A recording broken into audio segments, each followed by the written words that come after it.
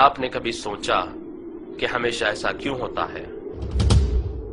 ہمیشہ ایسا کیوں ہوتا ہے کہ ایک عیسائی نن جب اپنا سارا جسم ڈھانکتی ہے تو اسے بڑی عزت دی جاتی ہے کہ اس نے اپنے آپ کو ایشور کے حوالے کر دیا، پر جب کوئی مسلمان عورت ایسا کرتی ہے تو لوگ کہتے ہیں کہ وہ ظلم کا شکار ہے؟ ہمیشہ ایسا کیوں ہوتا ہے کہ ایک یہودی یا سکھ داڑھی رکھتا ہے تو وہ اپنے دھرم کا پالن کر رہا ہے، پر جب کوئی مسلمان داڑھی رکھتا ہے تو وہ کٹر پنتھی کہلاتا ہے؟ ہمیشہ ایسا کیوں ہوتا ہے کہ جب کوئی استری گھر پر سارا سمے بتاتی ہے، اپنے بچوں کا خیال رکھتی ہے تو وہ بہت بڑا بلیدان دے رہی ہے، پر جب کوئی مسلمان استری ایسا کرتی ہے تو لوگ کہتے ہیں کہ وہ چار دیواری میں قید ہے اور اسے آزادی ملنی چاہیے؟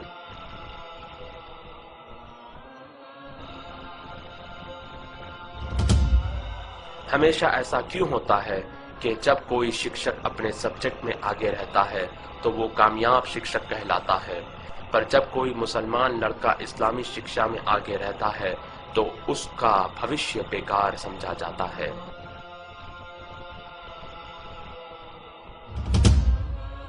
ہمیشہ ایسا کیوں ہوتا ہے کہ جب کوئی یہودی یا عیسائی کسی کا خون کرتا ہے تو اس کا دھرم نہیں بتایا جاتا،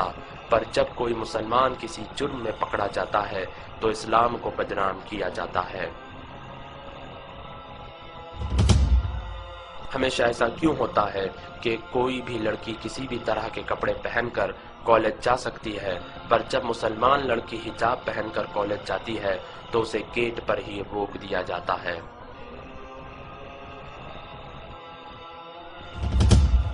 ہمیشہ ایسا کیوں ہوتا ہے کہ جب کوئی ویکتی اپنی جان پر کھیل کر لوگوں کی جان بچاتا ہے تو اسے بہادر اور ویر کہا جاتا ہے، پر جب کوئی فلسطینی ناگرک اپنی جان پر کھیل کر اپنے بچے کو گولی لگنے سے بچاتا ہے اور اپنے بھائی کا ہاتھ دشمنوں کے ہاتھوں توڑے جانے سے بچاتا ہے اور اپنی ماں اور بہن کی عزت بچانے کے لیے دشمنوں سے لڑتا ہے اور اپنے گھر کو آگ لگائے جانے سے بچاتا ہے اور اپنی مسجد کی رکشا کرتا ہے تو اسے آتنکوادی کہا جاتا ہے؟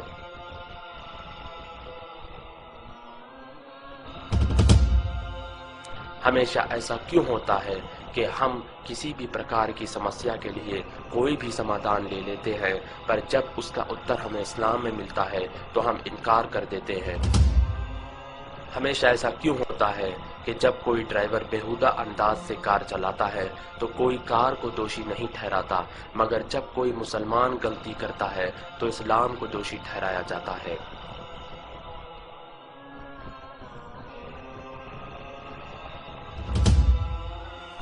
ہمیشہ ایسا کیوں ہوتا ہے کہ لوگ اخبار اور میڈیا میں بتائی گئی ہر چیز پر یقین کر لیتے ہیں مگر قرآن میں لکھی باتوں پر سوال کرتے ہیں؟